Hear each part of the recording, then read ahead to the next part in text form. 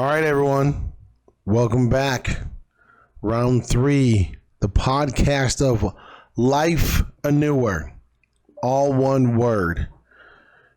If you haven't watched the other 2 podcasts or listened to the other 2 podcasts, definitely go back and check it out. Go back and look at the podcast on YouTube as well. We actually have this live and recorded for you.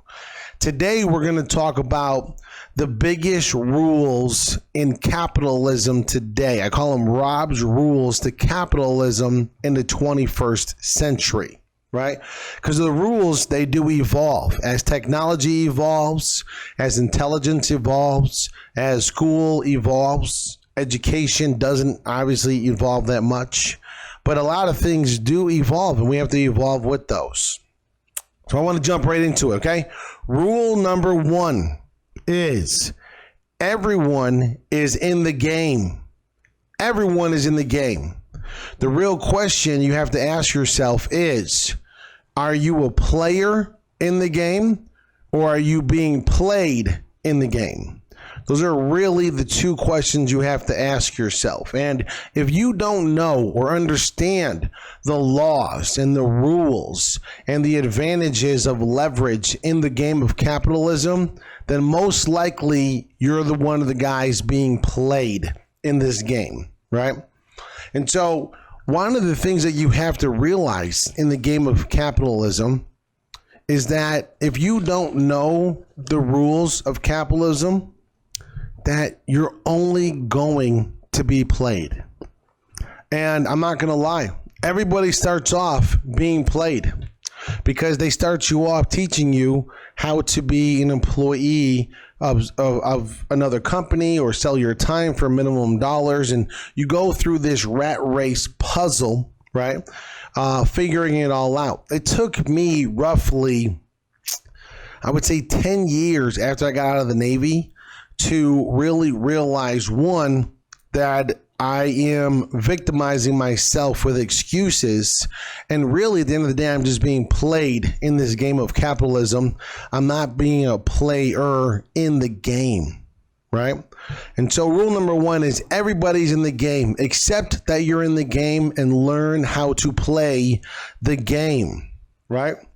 Rule number 2 in this game of capitalism, right, is the game is changing so fast. You have to constantly be investing in upgrading yourself in knowledge, information, resources, and updating your team. Did you know that 10 years ago, you would never have needed a videographer on your team? And now you really can't do any sort of real marketing without one. You never really needed a full web designer and graphic designer in your team. And now you really can't do much without one, right? You need to be able to look at how many pillars of marketing that you can utilize, right? Things that we used to use in marketing 10, 20 years ago are absolutely dead today. The way people think today is completely dead in the way they think yesterday, and will be completely different in the way they think tomorrow. So you have to always realize that this game is constantly changing, and as technology plays more and more of a role in this game of capitalism, you are going to become obsolete very quickly and be moved from a player in the game to being played if you don't update yourself and your team, right? There's a lot of things that I cannot do without certain people on my team. I need to have their resourcefulness. I need to have their resources, their knowledge, their acumen on my team in order for me to stay ahead of the curve, right? So always be updating and investing in yourself, right? Rule number 3. Always be willing to take risk and learn how to hedge your risk, right? What that means is everybody says, oh, this is too risky, or I can't take advantage of that because of the risk, or this is why I can't do it. Or my mom once upon a time told me the story that had to do with this, and this is why I can't do that, right? The nothing risked, nothing gained, okay? And now I'm not saying go and play blackjack, okay, where you have less than a 38% or 46% or whatever it is chance of playing. No, that's not what I'm talking about. What I'm talking about is taking calculated risks for yourself to be able to get ahead and creating the life that you want to live in order for you to live free and master some leverage, okay? Now, a lot of people are really scared right now to leave their jobs. A lot of people are saying that the economy is going to crash, that we're going to go through this huge recession, that we're in the biggest bubble of our life. And we are. Probably. In my opinion, I think we are. But that doesn't mean that you can't take any risks to be able to do something, right? If you're spending 40 hours a week making money, you can spend another 30 hours a week finding ways to make side money. And very quickly, you'll realize and learn how to make more side money than you will in your traditional 40-hour work week, right? And taking risks are really calculated. How do you minimize risk? Say you want to open up a business, for example, right? If you want to open up a business and you want to take some of that chance, that leap and everything else, one, you want to be able to open that business up as cheap as humanly possible. What do you need to do in order to make it as cheap as possible? Well, buying a $20,000 website is not going to help you grow your business. Okay, you don't need a $20,000 website when you're just launching your business. I don't care if it's an e-commerce business. You don't need a $20,000 website. I've never spent more than $1,000 on a website ever, but I also have digital and graphic design and web development guys on my team now so that, I can get all the stuff I need done. Right? But I still would never pay more than $1,000 opening up a business, right? On a website. You also need to make sure that you know who your competitors are in your geographic market and outside of your market. The reason why you want to know who they are is because you will 100% face issues and debacles that you don't know how to handle. And you're going to try and guess how to handle it. That's not a risk. That's called gambling, right? Guessing in business is another way of saying gambling. You might as well go play blackjack, right?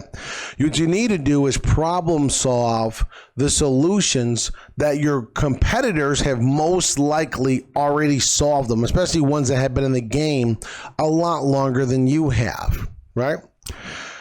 You don't also, I see so many finance companies, right? They're going to be able to help you get $100,000, $200,000 in funding. They're going to help you get an SPA loan or all these different things to be able to start your business, right?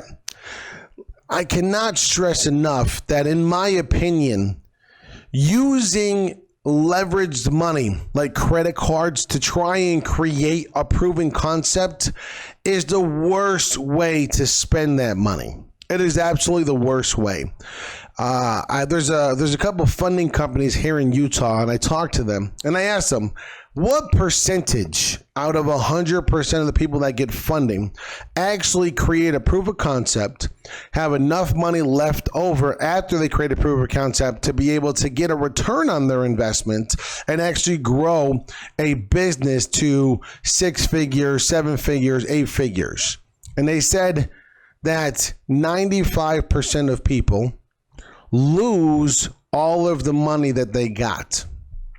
And the reason why is because once they have the money, in their mind, it's free money, and they don't realize that you don't want to create a proof of concept on borrowed money. You want to create a proof of concept before you borrow money and then use that money to leverage the marketing platforms to be able to convert more customers. Okay? So always be willing to take a risk, but you need to learn every way possible to hedge your risk, minimize your risk, right? Number 4 in the game of capitalism is know your numbers. People, know your numbers. Lord, have mercy on people's soul who do not know their numbers. I cannot stress this enough. If you don't know what your profit margin is on every item sold on every single platform, you're gambling. If you're not looking and can't tell me what your conversion percentage is on 100 leads that you generated on Facebook, Instagram, on Google, in events, on referrals, right? If you can't tell me what your conversion percent is, that is how many of those 100 leads bought your product or service. And then how many of them actually paid you and how much money you're actually generating. I'll give you an example, right? The reason why 90% of people that do Facebook sponsored ads don't do well is because, one, they don't realize how creative they actually have to be in their targeted audience. You can't have a targeted audience between 25 and 55. That's what we call mailer marketing, right? That's where you're sending the same message to everybody, right? A 25-year-old does not think the same way as a 35-year-old. That's rule number 1. Rule number 2 is you don't know your damn numbers. You don't know. You're willing to spend $2,000 on Facebook, but you don't know the lifelong value of a customer in your business.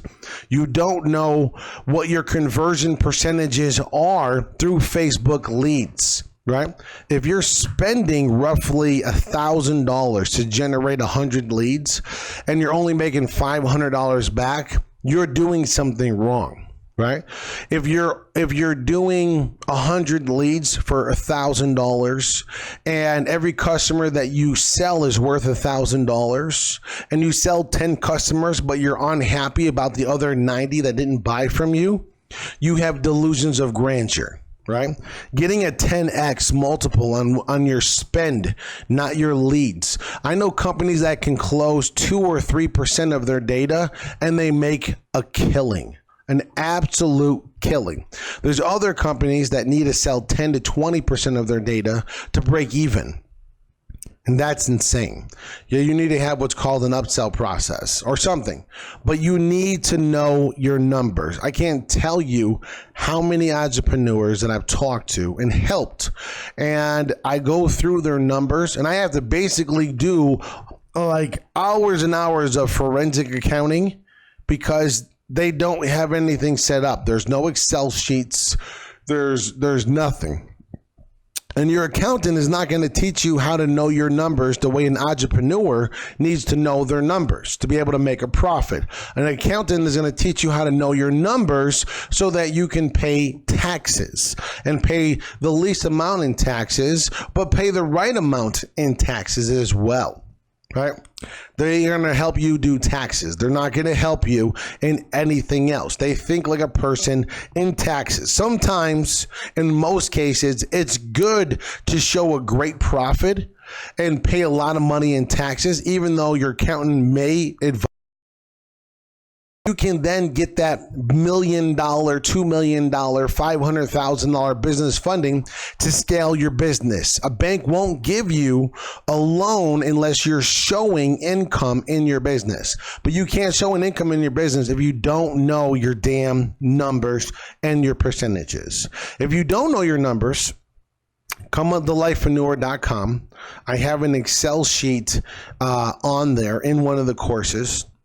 And I will give you this Excel sheet for free that will teach you how to break down your numbers in 1 or 2. Actually, Jarrett, let's do 2 Excel sheets that I created. Let's do the one that is the breakdown of the finances. And number two, let's do the other one that is going to be the prediction sheet, right? How much revenue you need to make, what your overhead cost is, how many sales that equals. Everything else is already Richter scaled, right?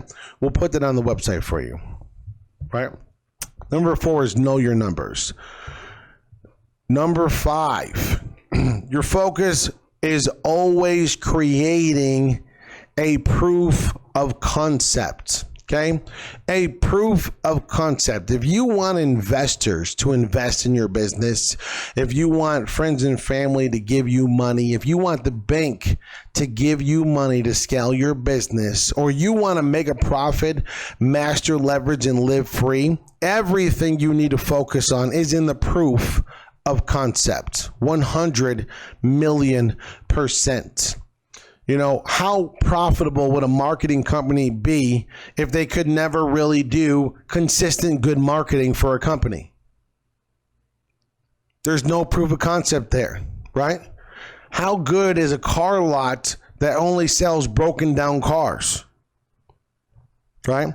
So if you have a business, you need to create a proof of concept from the time you spend $1 on rent for an apartment or whatever the case may be, to rent a building or something.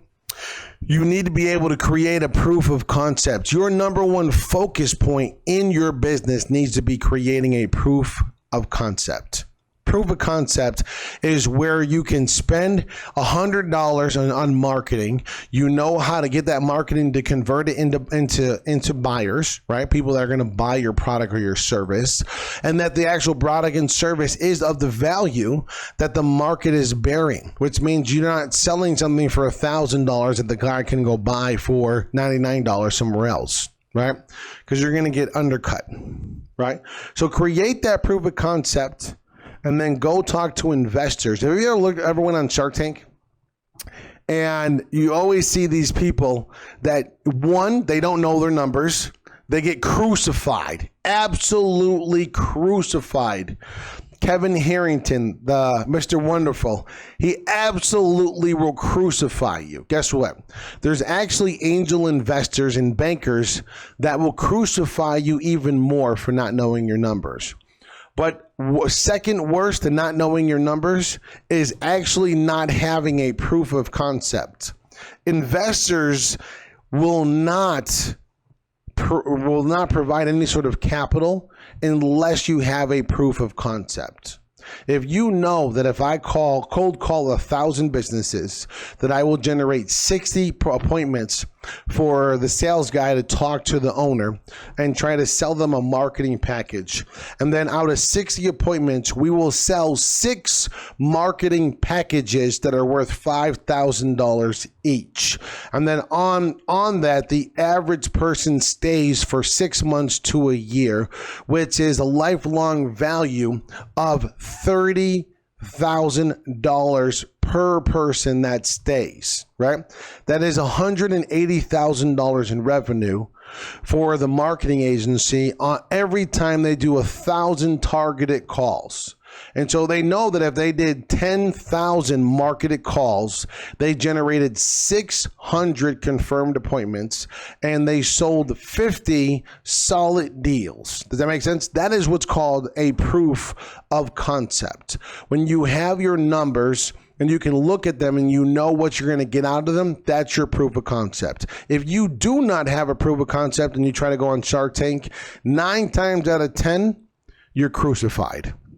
If you go to an investor or a bank, you're crucified. If you are trying to make profit and live free and build a team, you're crucified if you don't have this proof of concept. Okay. You also can't hire other people and replace yourself if you don't have that proof of concept in place. You need to have it in place in order for you to be able to train somebody how to do what you're doing. Right? If you don't have it figured out, a W-2 employee 99% of the time is not going to figure it out for you. You have to figure it out, create a process, a duplicational process, and then train this employee on how to do what you do. Otherwise, you're not scalable. Right? So number 5 is Always focus on creating a proof of concept.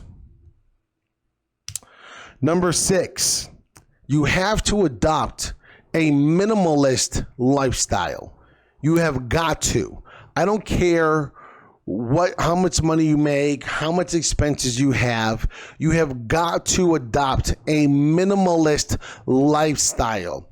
So many entrepreneurs are making $100,000 a year in profit, and they're paying themselves $100,000 a year in salary. Okay? Because they feel entitled. They feel like they deserve it. They feel like it's my money. I can do what I want with it. And in actuality, you can.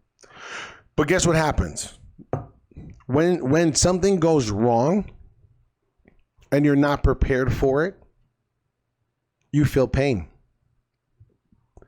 When you want to scale your business, you can't.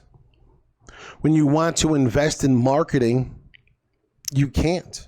When opportunity presents itself to maybe buy out a competitor, you have to watch another competitor do it, right? Your business needs food. Food is profit. If your business doesn't have profit and profit reserves in your business, then it's not getting the nourishment that your business needs. Now, just like a baby, when you first open up your business, can the baby take care of itself? No, it can't. Does it need nourishment to live? Yeah. Formula, breast milk, love, attention. Can it communicate exactly what it wants, right? It can't. All it does is sit there and cries and lets you know that something's wrong. It's actually easier to take care of a child than it is to take care of your business, because your business is not going to cry. It's not going to tell you, hey, I'm hungry. It's just going to die.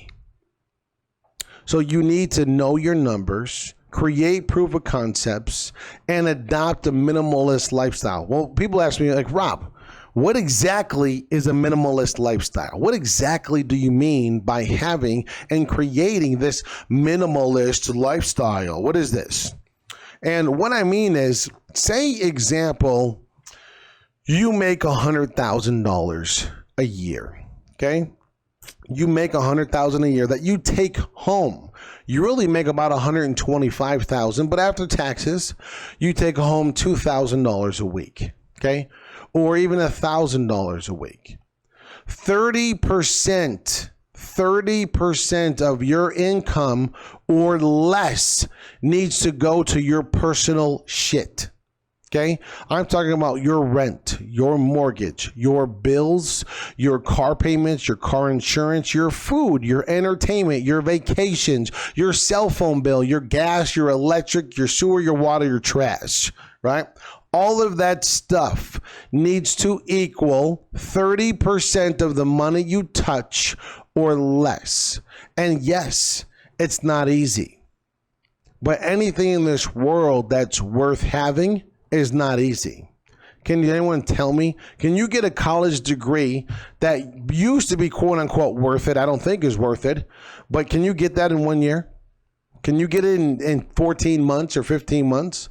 The average person gets a college degree in 4 years. Was it free? Did it cost money? Yeah, the average person that goes to college for 4 years in today's day and age spends over $100,000. Isn't that insane? I think it's insane that we will entrust an 18-year-old or a 19-year-old with $100,000 to give a university, but we won't even give them a $20,000 business loan. Isn't that nuts? That is insane. The average cost of college in today's day and age is $100,000 to go to a collegiate school and actually get a degree. Now, what's the point of going to college in today's day and age? Is there really a difference in Stanford's education or the University of Utah's education? There's really not. The curriculum is within 90% of the same curriculum. 90% of the same questions, right? You're going to learn the same stuff. Well, why is one university $150,000 and the other one is only $40,000? Right? It's because it's the reputation of the university that you're getting. Why is Harvard $50,000 a year to go to? But I can go to a community college and it's free. You're paying for the name, the brand of the name to go with the college education. Even when you go on Shark Tank now and people are saying, well, I got my degree from Harvard, right? They actually listen a little bit more, even though they're sharks, they're billionaires. They're worth 9 figures minimum, and they still listen because the brand name means something, right? That's why. So people are trying to go to get the education without even trying to get the brand, and they still end up $100,000 in debt, right? Which is insane to me, right? You've got to be a minimalist. Have a minimalist. So one of the best attributes I want to give you in being a minimalist is know the difference between a simple interest credit card and an amortized loan. You can learn on YouTube right now how to pay your mortgage off in 7 years. You can learn how to pay off your student loan in less than 5, right? But let's get back to being a minimalist. People ask me, Rob, dude, I touch $1,000 a week. You're meaning to tell me I can only spend 300 of it on my stuff? Yeah. And I always say the same thing. Let me ask you a question. Tell me everything in your home that you have that you need to live. Tell me everything you need to live in your home. Everything that you'll die if you don't have this stuff in your home. Tell me that. And I want you to ask yourself this. If I don't have this ATV, if I don't have this four-wheeler, if I don't have this 70-inch 4K $3,000 TV, will you die? If the answer is no, Rob, I will not die, then you don't need it right now. You don't need it, right? So rule number 1 in being a minimalist is getting rid of all the stuff short term that you don't need. And I know it's hard and it's unrealistic in today's society. People will think I'm nuts. I'm making them uncomfortable, right? It's because we have to go through a little bit of pain for a little bit of time to become financially free and to be able to buy assets that produce cash flow. And then guess what? You can buy all that stuff with the cash flow that the assets are producing. Does that make sense? If you're spending 80, 90, 100, 110% of your money on your stuff that doesn't mean anything to your survival in this world, then guess what? You're going to be 77 still working to pay off your stuff. You'll be working forever. That is called the rat race. That is epitome right there, definition of the rat race. People, you can either be uncomfortable with what I'm telling you and doing it, or you can be uncomfortable and work the rest of your life at a job you hate. Only thing I'm asking you to choose is which road of uncomfortability you want to choose. You want to be uncomfortable for a few years, buy assets, and live free forever? Retire at 30? Retire at 35, which means, just so you know, retirement doesn't mean I sit on my ass in Maui and I go golfing every day and I don't do anything beneficial. No, retirement to me is where you can say no to stuff you don't want to do. And you can say yes to the stuff that you want to do. You can build that business finally and not have to pull any money out of the business because you have set aside and created assets that take care of all your personal life, right? Now it's going to be hard for your wife. It's going to be hard for your spouse in general to adopt this minimalist lifestyle. They're not going to understand it at first. It's going to be a subconscious comfortability change. Right? When you know you have a $4,000 TV, you know you just wasted $4,000. Because I just bought a 65-inch TV for my office, and I bought it at Walmart for $490, and it's 4K. Did I need to spend $2,000 or $3,000? No. Would I have? No, I wouldn't have. I get the stuff I need to live, to make money, to give value, to master leverage and live free. That's my focus, right? Now, let me ask you a question. How much money do you think Warren Buffett spends on his personal life? Remember, he's got millions of dollars in jets that he owns. He's got a beautiful house all over the place, right? He's got cars that pick him up and drop him off. He's got nice suits. How much money do you think he sends in a percentage? Do you think he spends 30% of his annual income on his lifestyle? Do you think Bill Gates, Mark Zuckerberg, or any of these guys spend 30% of their income, even though they could, on their personal life? The answer is no. They probably spend less than 2% of their monthly income on their personal stuff. So if you want to be as rich and as free as a lot of these guys are, then you have to do what a lot of these guys are doing. And before they got to that Mark Zuckerberg level, before they got to that Mark Cuban level, that Kevin Harrington level, that Kevin O'Reilly level, that Damon John level, right? They buckled down, minimized their expenses, and maximized their cash into assets. Right? The reason I'm hitting this one so hard is because you've got to get it through your head that if you're spending money on stuff and on shit you don't need, you're just putting away, you're setting yourself farther away, a farther distance away from the life that you really want to live. Okay? And so if you want to master leverage and live free now, then you got to start changing your lifestyle now. If you don't care about mastering leverage and living free, then be happy with the job that you don't like. Be happy if they terminate you and they fire you because they had to make cuts. Because guess what happens to the company? The company is thinking the way I'm telling you to think.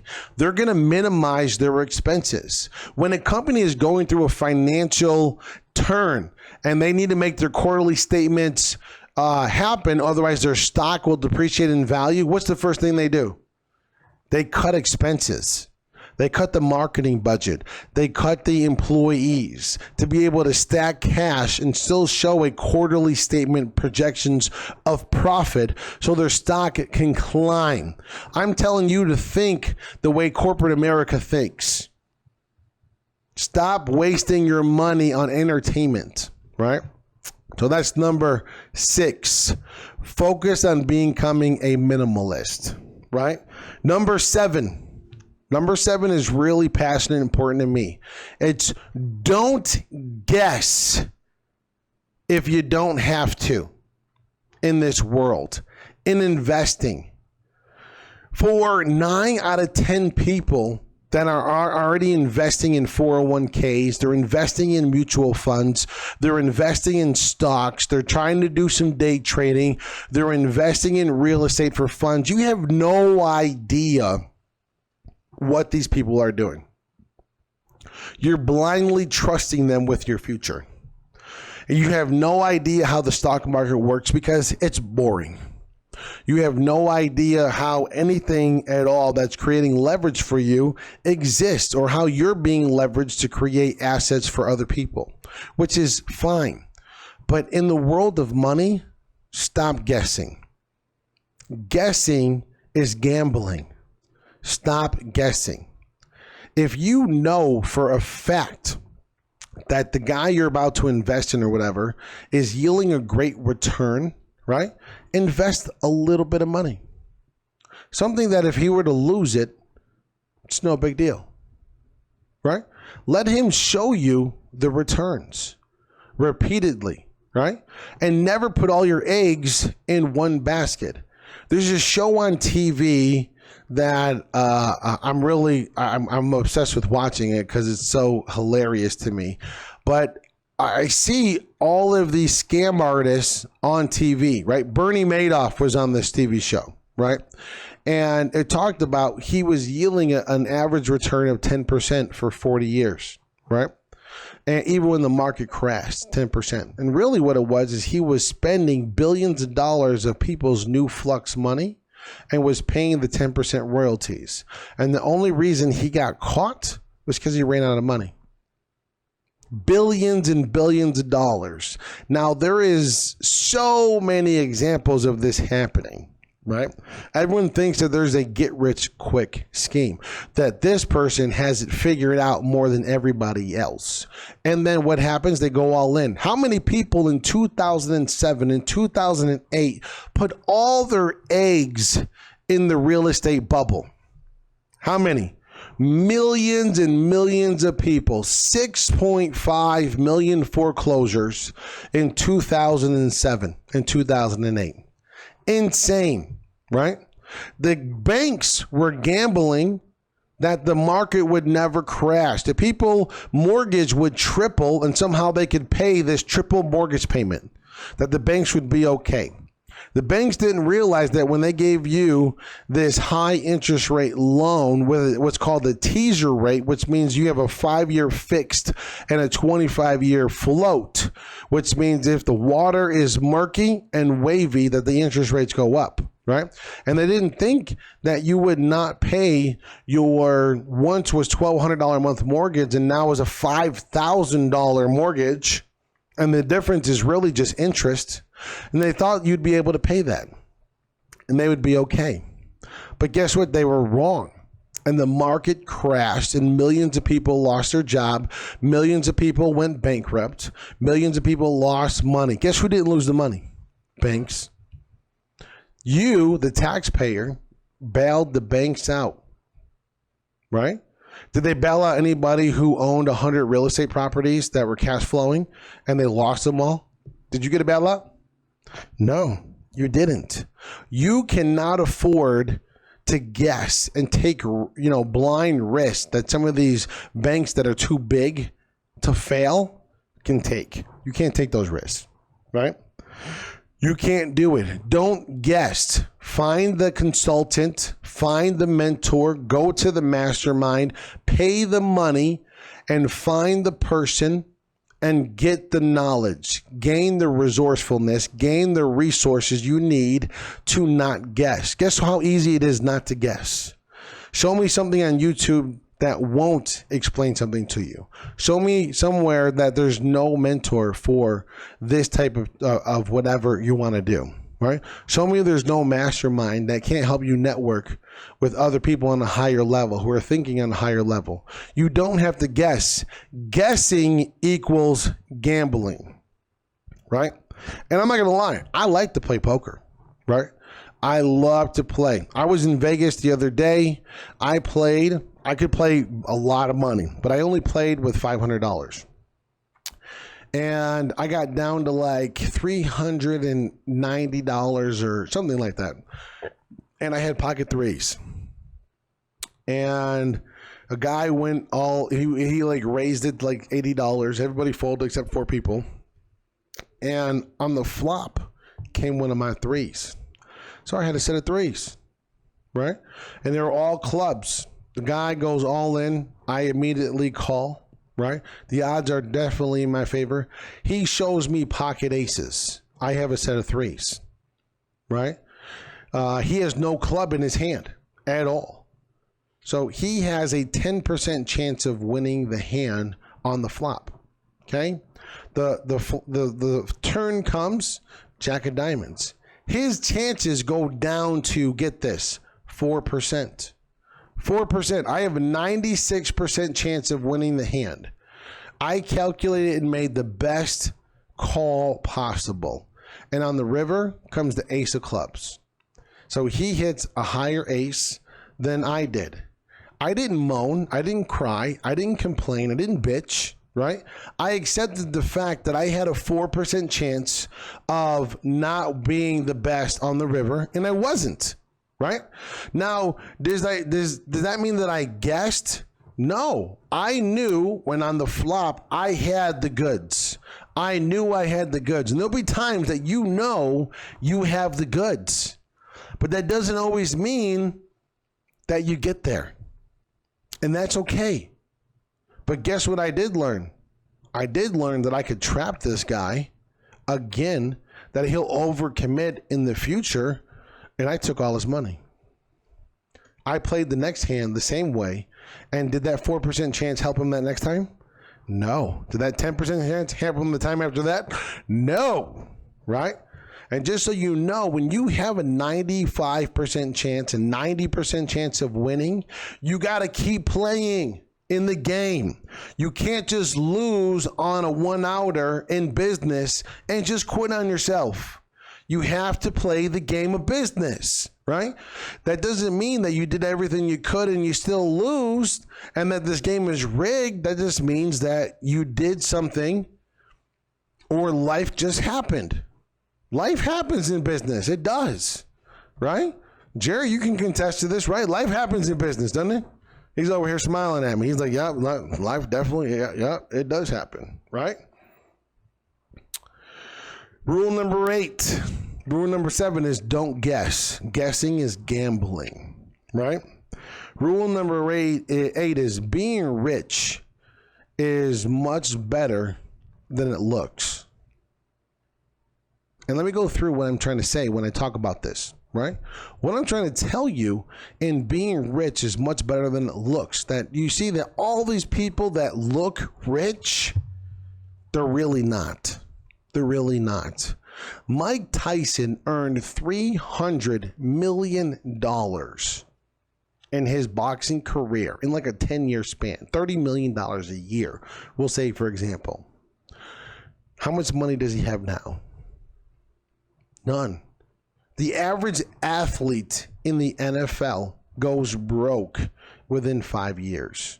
In the NBA, what is it like? It was like 40% of NBA players file bankruptcy within 5 years. 50% of NFL players go bankruptcy in 5 years, and it was something like 30%, I think, of Major League Baseball players go bankruptcy inside of 5 years. Right? It was absolutely insane, right? Being rich is better than it looks, which means stop trying to look rich. If you're trying to look rich, I don't believe you are. If you believe that Warren Buffett looks rich, then you have the right look. If you think that Bill Gates looks rich, then look at him. Have you ever seen Bill Gates drive up in a Rolls Royce? No. You ever see a $4 million chain on his neck? You ever see him wear more than like a $25 pair of jeans? You know, the people who know that they're rich, they don't look rich. They don't look rich. Right? You would walk up to Bill Gates, unless you knew exactly who he was, you would think he's a regular Joe IT guy working at a regular company. But guess what? Being rich is awesome because you get to help people change their life. Bill Gates has changed thousands of millions of people's lives. He's right now doing some technology stuff, which is pretty cool. And he spent over, get this, $200 million so far on trying to create a toilet that decomposes your feces and urine and turns it into clean water on its own with no sewage. No pipes, no sewage systems, no nothing. Right? Now, I know for us in the U.S. and about 30 other countries, you're like, what? We have perfect sewage. We have perfect plumbing. We don't need this stuff, right? I'm not talking about you. I'm not talking about the 2.2 billion people that get plumbing. I'm talking about the 5.2 billion people in this world that don't have access to toilets. And he wants to do it and make it so cheap that these governments offer this technology to all of the people so that they can have basic sewage. Did you know that one of the leading causes of death in this world, in these countries, is disease? And that disease comes from not having the proper hygiene equipment and everything else that they need in these other countries that we in the U.S. take for granted. This is called high level impact. Bill Gates doesn't need to make more money. He's worth $90 billion right now. Does $200 million really matter to him in terms of helping out the world to become a better place, to upgrade the world, right? Bill Gates does not want to be known as a Microsoft genius, as an internal processing software guy for your computers, for your laptops. He wants to be known for mastering leverage on a ginormous scale and living free by helping others achieve freedom. And I don't know about you, but could you imagine, just picture this, you're imagining, right? You live in a house, there's no bathroom. Just picture that, no bathroom at all in your house. You have to go outside and there's a hole and there's no toilet paper. There's no nothing, right? There's nothing there, right? That's the problem that 5.2 billion people have in this world. So if you live in the US, if you live in England, you're blessed, right? They're thinking on a much bigger level. So being rich is much better than it looks, because when he invests all this money and creates this technology that will solve this problem, how much impact will he give the world? He doesn't care about the billion people that are using his computers. He knows he's giving value to you already. He wants to give value to the other 5.2 billion that don't have internet, that don't have technology, that don't even have basic toiletry. So being rich is much better than looking rich. Stop trying to look rich and be rich. Now, one of the things that I love to do, I'm not rich by any means yet. I'm getting there because I'm focusing on delivering value on a high level to help other people be rich. And as a consequence, I will become rich as well. But I don't care about looking rich. I don't care about wearing the $5,000 suits or the Rolls Royce or the $10 million necklace or the $2 million pinky ring or having the Bugatti. I care about being rich so that I can change other people's life. I can elevate them up, and that I can have a legacy to pass on to my kids. That's why I want to be rich, right? But I know that a lot of people want to be rich so that they can buy and spend all this consumerism type of stuff. And we're going to go into that a little bit later, right? But being rich is much better than looking rich. Get it? Don't focus on the people who are trying to look rich. Focus on the people that are actually giving back that are rich. All right? Understand that. Okay? Rule number 9. Rule number 9. Consumerism is the biggest reason why you're broke today. Let me just go over that again. Consumerism is the biggest reason why you're broke today. If you have to buy the most newest iPhone or the most newest Android out as soon as it comes out, you're a consumer of phone technology.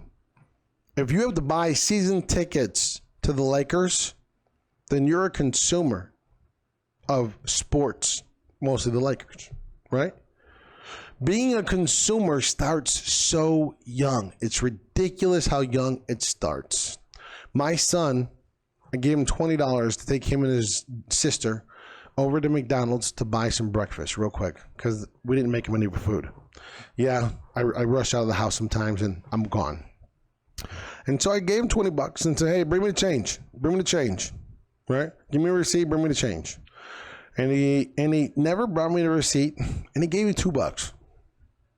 And I'm like, okay. So I didn't question him. I just waited, right?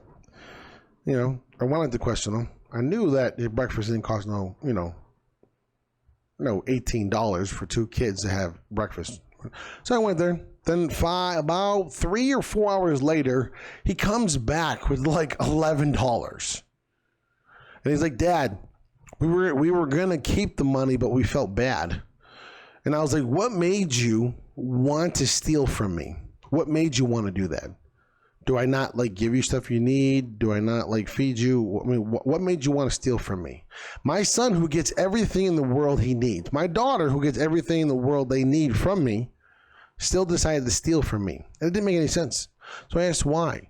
And then I realized that they wanted to steal from me to go to the store to buy stuff that I wasn't at the moment going to buy them, like gum or a bag of chips or some other candy, right? That they wanted, right? Consumerism starts that young. I'm talking about 10, 8, 7 years old, right? If you don't believe me, go into your local grocery store, go into the cereal aisle, and tell me where all the Fruity Pebbles are. Is it on the top where the kids can't see it? Or is it on the bottom shelf where every single kid walks past the Cocoa Puffs box, the Fruity Pebbles box, the Lucky Charms box, right? You have got to stop trying to be a consumer. That's one of the reasons why being a minimalist is going to be very difficult for you, because you cannot control your consumerism. It is a subconscious habit to spend money. You ever heard the phrase, is that money burning a hole in your pocket? That's because you're a consumer, right? And if you're a consumer, guess what? You're being played. You're not being a player in the game, right? If you're being a minimalist, grinding it out, not trying to get instant gratification, not just putting it on the credit card and then paying it later with 20% simple interest, right? Then you're a consumer and you're being played. I'm trying to tell you this to wake you up so that you can stop with what you're doing. You can control yourself and get yourself out of the situation. Now, what I'm telling you is probably going to be a 2, 3, 4, 5 year battle in all actuality, right? But if you don't believe in my methods, then I want you to look up a guy. His name is Gary Vaynerchuk, right? He's a very influential speaker. He owns a media company that does about $200 million a year, right? This guy literally paid himself as little as possible and invested in Facebook. He grabbed as little money as possible, lived in a little apartment, little shoebox apartment, and invested in Uber, right? He looked for asset investment opportunities, and now the guy is worth hundreds of millions of dollars because he buckled down. He maintained a minimalist lifestyle for years, and invested in assets that took off. And now he invests in companies. Did you know that Gary Vaynerchuk invested 25 grand in Bitcoin when it was worth a couple $100? A couple $100. Now it's worth almost $10 million. His portfolio of Bitcoin is worth almost $10 million. He doesn't care. Because when you're worth 9 figures, what's 25 grand, right? But when you're making $40,000 a year, this guy made $40,000 a year running his dad's liquor stores and his wine businesses for years. And out of the 40,000, he still was able to save 18 to 20 grand and invested in Facebook. It's crazy, right? Investing in Facebook, it was crazy, right? So his story, if you don't believe me, of rags to riches, of being a minimalist, look up Gary Vaynerchuk, look at his story, right? But I'm telling you, you're going to want to do that, right? The last one that I want to go over, the last rule, is going to be called your ego and pride is probably the biggest reason you're blind. Your ego and your pride are the biggest reasons that you're blind, right? You feel that at your level, at your executive position or your management position or your seniority in the business you're working for, that you are entitled to certain things, that you are a must. I've been here longer than you have, so I'm going to be seniority, right? Or I can't learn anything from you. You're younger than I am, right? We have a lot of Gen X's who believe they can't learn anything from millennials at all. Right? You ever hear people say, well, I don't get millennials. They're so self-entitled. They're just there. Guess what? I'm a millennial. I'm not self-entitled. Every millennial I talk to, every millennial that's ever worked for me or worked alongside me is not entitled. They just don't want to be talked to the way their parents are talked to by their bosses. Right? We have different things. We grew up with technology, so we don't believe in pad and paper for everything when we can use technology and save a tree. Right? We believe that respect is given even in an authority basis. We think there's a difference between a manager and a leader. You have to understand those things. Ego and pride are the killers, right? Could you imagine where Walmart would be? Just picture this. Where would Walmart be, right? You have Sam Walton. He's worth $1 billion at this time, right? Did he have to have such high levels of humility? He's worth $1 billion. No, he didn't have to, right? How much pride could he say he has for making a superstore and make $1 billion, right? He didn't have to have that. Would he have made 2? Maybe. Would he have made 4? Probably not. Your ego and your pride is stopping you and is blinding you from seeing the money, the potential, the leverage right in front of your face. Right in front of it. If you're looking at certain things objectively through the filter of ego, through the filter of your pride, of holding still, right? Maintaining your level. And you're in a situation where you can't go up, but you refuse to go down, guess what? You're holding yourself back. Have you ever heard sometimes you need to take a step backward to take 2, 3, 4, 5 steps forward? Right? Business, world, and leverage is not a straight line, is it? Is success a straight line? No. Are there ups? Do stocks go up? And then stocks, do they go down? So stocks only don't go up, right? Okay, great. So why are you letting your ego and pride only keeping you level? Do we buy stocks that stay at the same price forever? No. We invest when they go down and they have good performance sheets and they go back up. That's what we do. That's how the market works. That's how your brain needs to work, okay? When you plateau, you're doing something, you're acting a certain way, you have certain people on your team that are causing you to plateau. And if you don't figure it out and be willing to take a step backwards and learn something from another perspective or bring another consultant in to kind of show you and walk with you, to watch a YouTube video or something to be able to grow your mind. So I'm going to give you a little tip, right? I'm going to give you a phrase that I live by. Ego ears equals a deaf mind. If you have ego ears, then you have a deaf mind.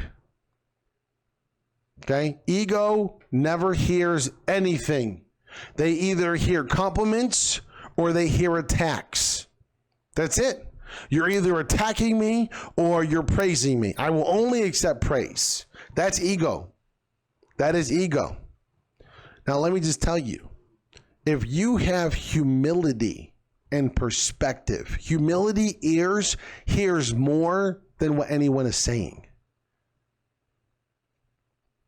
So learn to have humility ears. Look at yourself first. If you want to change the world, you must first change yourself. You must serve yourself. You must evolve yourself. No one's going to make you change. Nobody cares if you change, but you. Whether you like it or not, I am not the same person I was 5 years ago. I will not be the same person I am now in 5 years from now, or 10 years, or 15 years. I will constantly be evolving. Sam Walton, when I did a bio study on him, this guy, until the day he died, had the highest levels of humility that I had ever seen out of anyone who could have been at the highest levels of ego, right? Bill Gates who is not a very egotistic person. He knows how to stand up for himself, but he's not very egotistic. Has all the rights in the world to be egotistic.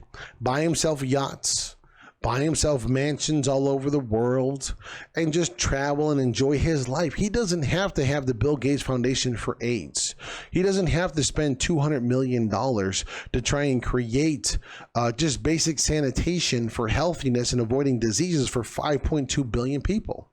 He doesn't have to do that. That is a level of humility that makes them do that. So if you're making $70,000 a year, $200,000 a year, $500,000 a year, and you have ego, guess what? Life is going to happen to you, my friend. It's going to happen to you. It may not happen to you now. It may not happen to you this year, but I guess what? I promise you, it will happen to you. If you've had a job where you're making $200,000, $300,000, $400,000, $500,000, $600,000, $700,000 a year, and you've been floating in it forever, and you have ego and you're not learning to leverage other things, learning how to create other pillars of income and everything else, life is going to happen to you. Ego eyes, ego ears equals a deaf mind. So instead of having ego and pride when you're receiving information, have humility and take it through the perspective funnel and say, ask yourself these 3 questions. Is this bullshit? Is this fluff? Is this actionable that I'm learning right now? Or is this future actionable? That's literally how I learn. Do you have any idea how much people have taught me and that I learn? I'm always open-minded to learn. I'm sure you yourself can teach me things right now that I don't know. But I understand that because I always try to check my ego and my pride, which isn't easy, by the way. Everything I'm telling you is not easy. But it's necessary to evolve. And this is Rob's 10 rules to capitalism here at Lifeaneur. Thank you very much for your time. I appreciate everything you're doing. Go out there and master leverage and live free. Subscribe. And if you thought that what I gave you was valuable, then share it with a friend. Just share it with one person if you feel that this was valuable. If not, then I hope that you still find ways to master leverage and live free. Until next time, thanks guys. Later.